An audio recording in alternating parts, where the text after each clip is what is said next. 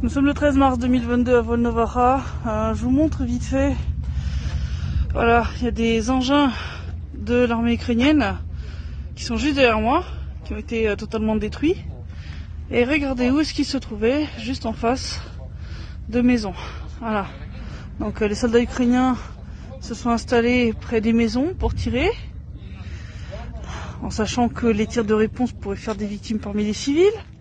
On a discuté avec le médecin principal de l'hôpital qui est derrière moi, qui nous a expliqué que les soldats ukrainiens avaient installé leurs engins sur le territoire de l'hôpital pour tirer sur la milice populaire de la RPD, en sachant pertinemment là aussi qu'il y aurait des tirs de réponse. Heureusement, il n'y a pas eu de mort parmi les patients qui se trouvaient dans l'hôpital. Ils ont réussi à tous les faire descendre dans les sous-sols à temps. Sous-sols d'ailleurs d'où les civils ont été chassés par les soldats ukrainiens au bout d'un moment, qui sont littéralement installés dans les sous-sols. On a retrouvé les corps de plusieurs d'entre eux. Donc voilà comment les soldats ukrainiens traitent la population civile.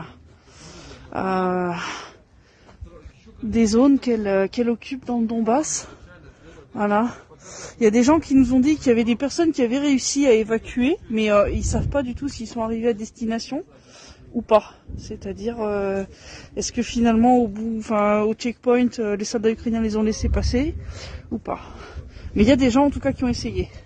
Donc ça va être une info importante à vérifier, savoir s'ils ont laissé passer les gens. Entre autres des gens qui semble-t-il se diriger vers Zaporozhye ou pas.